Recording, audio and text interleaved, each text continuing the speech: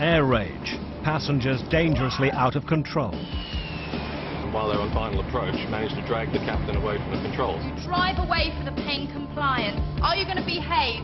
Tonight, the new menace in the skies. It may take a very serious incident or accident to bring it to the forefront.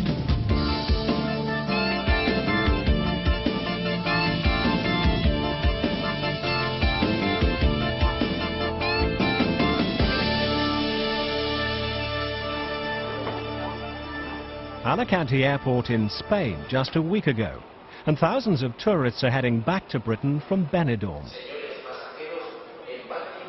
Behind them, a relaxing holiday in the sun. Ahead, flight delays of up to 12 hours. Frustration and anger. I've never, ever, ever been treated like I've been treated by this company. Scandalous. It's been a sham from coming to going back here. Absolutely devastated. I think it's all wrong. Well, I mean, with two young children like this are already upset anyway. It's a big deal for us. I think it's terrible. I can't see why. What are you going to do for the next 4 or 5 hours then? Get drunk. There's mounting evidence that flying is becoming increasingly stressful, leading to a new threat to both passengers and aircraft. A hidden danger that's proving difficult to detect.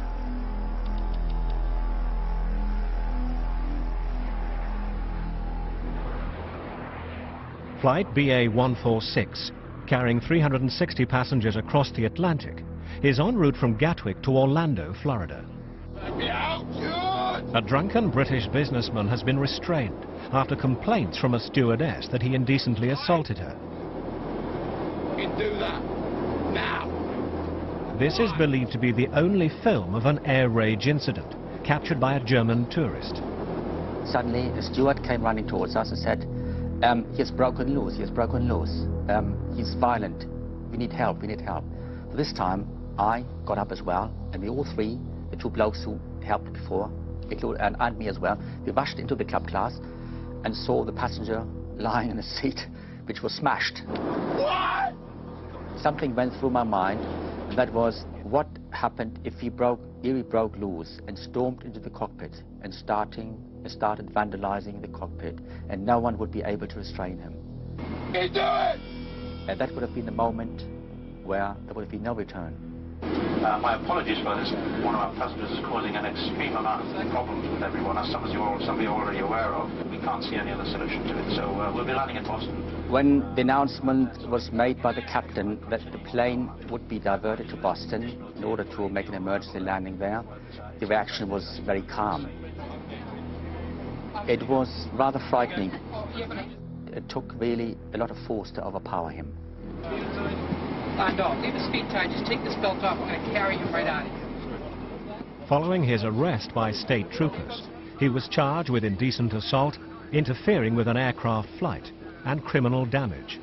He was bound over to keep the peace and ordered to pay the airline $11,000 in compensation. When I woke up, I found myself on a concrete slab with my arms handcuffed behind my back. He says he's learnt a hard lesson and is now trying to rebuild his life. For that reason, he asked not to be identified.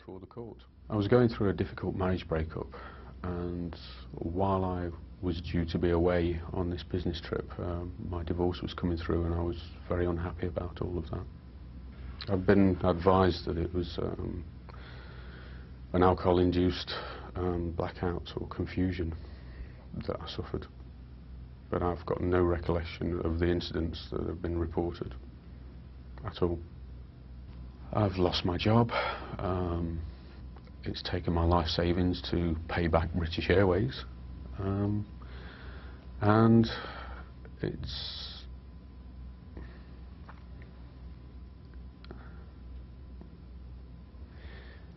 I've had public humiliation for both me and my family and friends. We showed him a clip of the video. Calm down with this! Look at this! It's pretty horrendous. And that's somebody who's obviously very confused and not on the same planet as anybody else. That's not me. The Civil Aviation Authority is responsible for policing safety in the skies.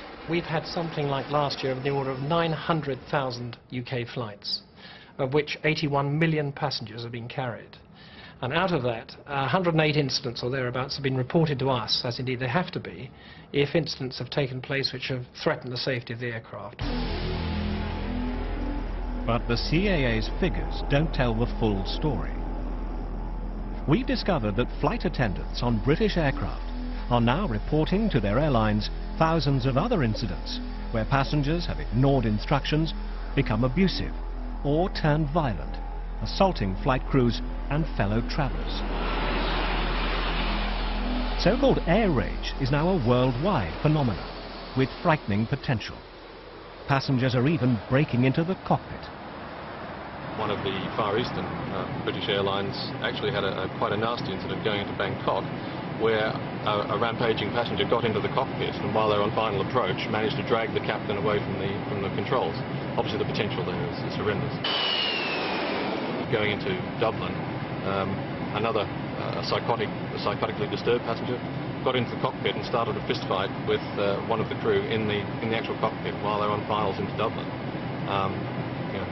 This didn't have to go much further to be an absolute disaster. We've got a plane coming in from Malaga, landing in about 10 minutes.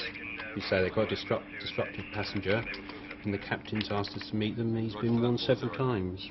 Okay. Chief Inspector Mike Alderson is in charge of police operations at Gatwick. What units have we sent to meet the aircraft? Well, we're sending a airside mobile unit to meet the Already this year, his officers have been called out more than 60 times to deal with troublesome passengers on aircraft. Nobody really knows the size of the problem, but I can say that 2 medium-sized UK carriers alone recorded 1,190 incidents of disruptive passenger behaviour last year. So taking the whole of the British aviation industry, how many incidents do you think there are? It's very difficult to count because, of course, everybody's counting the figures to suit their own needs quite properly, but there must be thousands. There's no agreement on just what to classify as disruptive behaviour. Is it somebody who doesn't like the food that's served on the airline? Is it somebody who takes exception to the attitude of one of the cabin crew? Or more seriously, is it somebody who assaults one of the cabin crew or starts tampering with the safety equipment or the aircraft itself? Such confusion can have dramatic and dangerous repercussions. A drunken passenger recently tried to get into the cockpit on an aircraft flying over Milan. When air traffic control were notified of what had happened, they misread the situation. The pilot radioed to say you've got a bit of a problem. The police on the ground thought that that meant a hijack and of course mobilised all the resources for a hijack. The highest estimate for the number of disruptive passenger incidents comes from an organisation which offers safety advice to the airline industry and the government. The UK Flight Safety Committee believe there could now be as many as 6,000 cases a year. Last year we took a poll of 9 of our airlines, and within 1 month of August we found there were 168 instances of passenger misbehaviour. The CAA only log into their database the most serious incidents. There are many that do not reach that stage. And you've only just asked them to change that database? Well, we asked them to widen it, but they have at the moment said that that is not possible. What do you think about that? Well, it would be nice to have a database that logs all the incidents, but at the same time I accept the fact that if we have so many, it could flood them, and the workload would be impossible for them to manage. Do you think the public will be surprised and indeed horrified by the scale of this problem? I hope so, because then perhaps something will be done about it. Even if you were correct, and I say I have no evidence to suggest it's running in thousands. And we'd be talking 1,000% higher than your figures if we were at minimum. Well, as I say, we've got no evidence to suggest that, and I do put forward to you that we have a very good idea of what's happening in reality, not just through our own series of inspections, but our own whole process of regulating the industry. Disruptive passengers have become headline news. Cathay Pacific recently banned the pop group Oasis from flying with them after members allegedly became abusive and started a food fight on a flight to Australia. They were disgusting towards the air crew, and they did as much as they could do. They were nasty, they were disruptive, they were smoking on board. And he told me to shut my mouth and like carry on. I'm like, which is fine. Do I like that? Who told you to shut your mouth? Some panhead who wants stabbing with a pickaxe. That's enough. That's enough, lads. The captain of a Sabre Airlines aircraft refused to carry any of his passengers when a row began about the flight being delayed and a change of destination.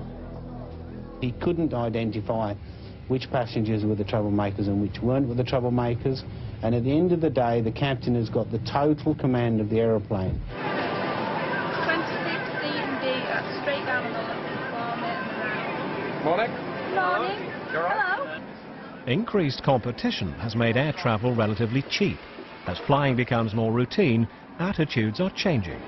Welcome aboard the spacious cabin, attractively decorated, air-conditioned but draft-free. There is no feeling of movement at all, no vibration, hardly any sound. I think that in the past, when airline travel was a very new experience, travelling by aeroplane was a big status thing. It was a novelty situation, and people, when they were doing it, enjoyed the experience. These days, it's the part of the holiday or the trip they really want to get out of the way as quickly as possible. It's the most unpleasant part of the experience.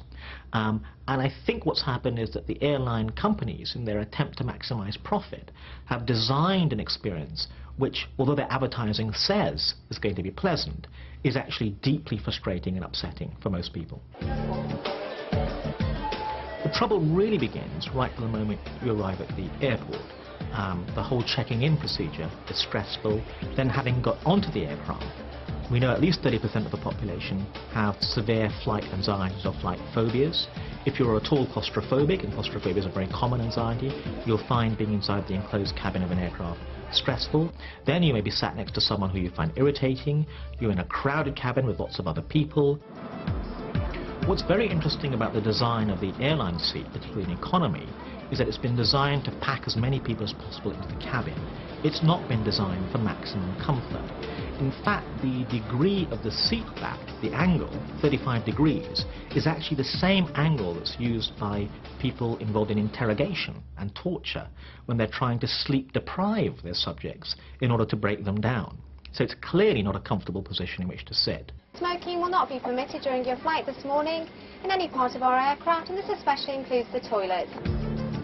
Some doctors have described the effect of nicotine withdrawal, which is what you'll experience if you have to go without cigarettes, as being as unpleasant as heroin withdrawal. What the psychologists would say is that being in an airline cabin is creating a combination of stresses which is pushing some people over the edge. There was a young gentleman on the flight with his parents who, hate to say, a horrible thing happened, and he bit his father's nose off. Blood and gore everywhere by all accounts, and then apparently started headbutting his mother. Her male travelling companion grabbed her by the hair and threw her back into the seat. She immediately got back up again and started screaming obscenities, and he did it again, really violently, and threw her back in the seat. They actually turned on me, pinning me up against the wall. They threatened to actually kill me if I didn't get them home on time. He was going to hit her again, so I grabbed his arm to restrain him. Then he sort of turned on me to threaten me. He actually did try to get into the flight deck. The door was closed. He managed to break a panel in the door, but prevented from getting any further. There was three of them, three male stewards, and they held me from behind against the back of the seat. Some passengers refuse to admit that they've done wrong. Colin Greening was ordered off a flight after an argument with his then-girlfriend turned nasty. Three people held me down because they took my partner to the front of the aeroplane, and I wanted to go and speak to her. We were rowing, like you probably row with your wife. Same thing, I mean, it's exactly what it was. You were hitting her? No. Do you think she could have stayed in 2 years after, if I'd have been hitting her? But the cabin staff decided you had to be separated. It must have been serious, mustn't it? Because we were shouting. We were arguing. And that's all. But unruly passengers aren't confined to Britain. The problem is also on the increase in the United States. He said, "I'm getting me a drink or I'll throw you off this airplane." He pulled me on top of him in the seat, and as I tried to get away, he started kicking, hitting, and punching me all over. At Minneapolis, 2 passengers were arrested and 15 deported after a mini riot broke out on a flight from London. They were drunk when they got on it. They were all drunk. TV evangelist Robert Schuller apologized in court following a complaint that he'd shaken a flight attendant after criticizing the service. And in Boston, a Saudi princess was fined and put on probation for scratching and kicking a flight attendant she believed had not served drinks fast enough. Several times he says, "We're all going to die, this plane's going to crash." US flight attendant Rennie Sheffer is still recovering from a terrifying attack at 35,000 feet, involving a man twice her weight who was high on the drug LSD. My main concern was getting him as far away from the cockpit as possible. The drug-crazed passenger wanted to bless the flight crew. I ended up getting thrown by him across 3 rows of seats. 2 off-duty pilots and a military policeman helped restrain the man. We restrained his knees with a seatbelt extension. We restrained his ankles with some restraints that one of the deadheading captains had on board. They tied his wrists with tie, someone's flight attendant's tie. They tied his upper arms with a tie. Me and the MP went and dragged him from where he was all the way to the last row of seats. And at this time, he's biting the MP and kicking. The man has now been charged and could face up to 20 years in jail. A functional galley gives the student cabin attendant practical experience in the serving of beverages and meals. Where's the bar on this aircraft? Just want another drink. I've got an empty glass. I want another drink. Where's the bar? Is there a problem here, sir? Yeah, I just want another drink from the bar. That's all I want. Sorry, sir, but we won't be serving you any more alcohol on board. You're upsetting the passengers around you. If you'd just like to take your seat now, please. No, do you not understand that I've not had a cigarette for about 10 hours now?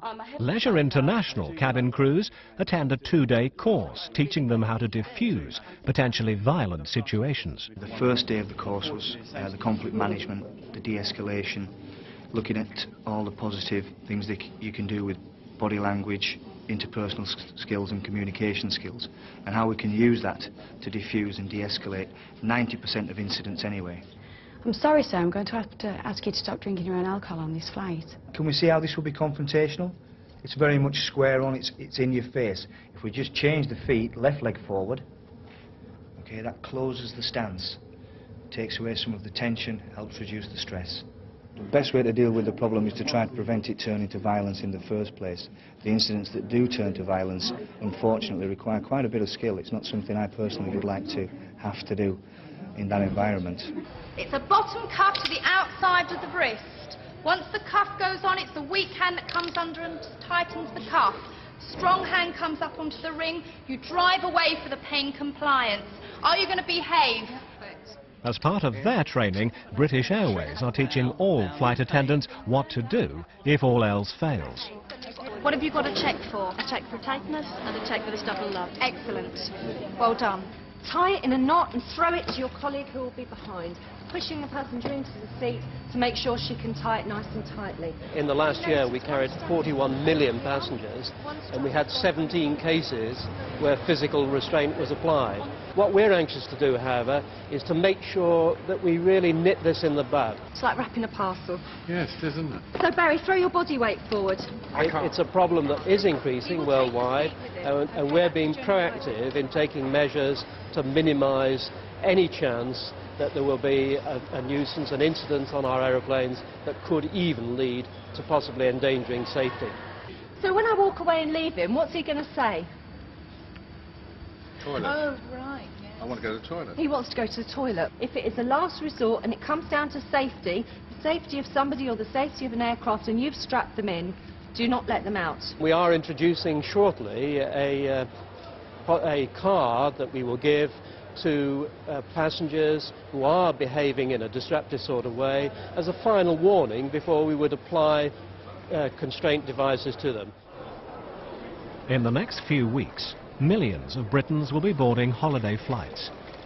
The CAA is distributing leaflets warning passengers that they face up to 2 years in jail for unruly behaviour.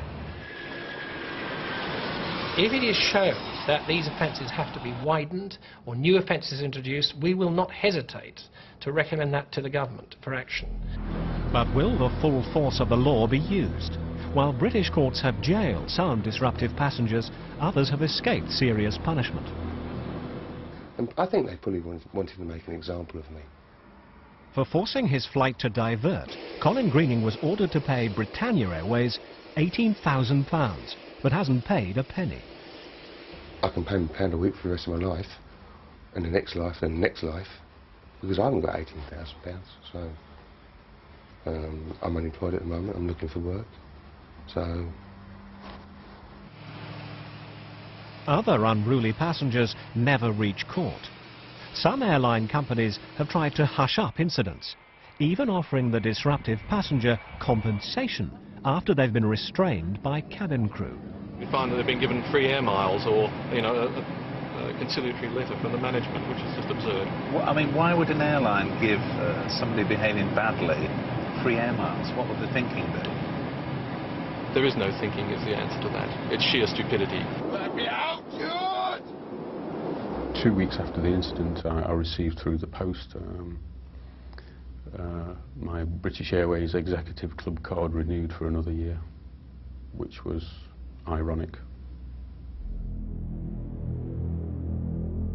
Air safety campaigners have also attacked airlines for making alcohol too readily available. Last year, a judge ordered them to look again at their drinks policies after a drunken passenger on a Virgin flight became so violent the crew had difficulty restraining him. The captain was forced to lock the flight deck door. With alcohol a factor in most disruptive passenger incidents, the American Pilots Association want a 1 drink per hour rule while on board. In Britain, the charity Alcohol Concern is also calling for new drink limits. Given the fact that airlines have to think of safety in all other respects, it does seem like an anomaly to us that alcohol is not considered as the safety risk that it really is. The charity also wants an end to unlimited free drinks. I think there should be a fixed limit on the amount of alcohol that passengers receive. Possibly 1 free drink, then they pay for it after that, but even so a limit on how much they can actually drink, even if they are paying. Any wine with your meal? There is a temptation for people who are on long flights, who through boredom or whatever else drink more than they should.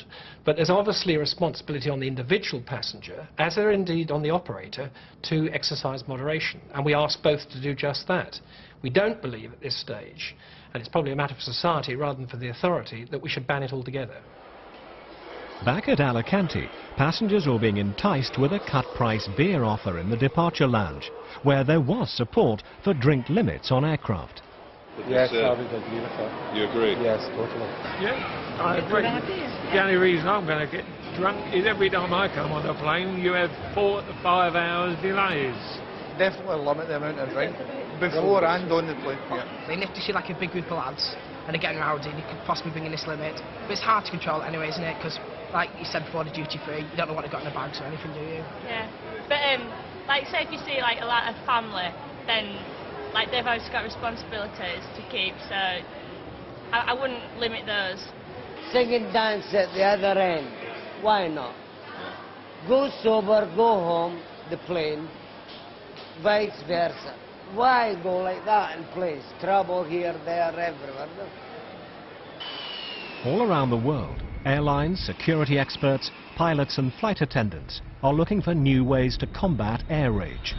The Civil Aviation Authority has now launched its own investigation, with official figures showing a 4-fold increase in 5 years. This summer is likely to see more incidents than ever. I would hesitate to say, but I think it could end up with a wounding of somebody on an aeroplane, or indeed a damage to an aircraft which is lucky to land. I would hope it wouldn't go as far as an aeroplane crashing as a result of a passenger's action.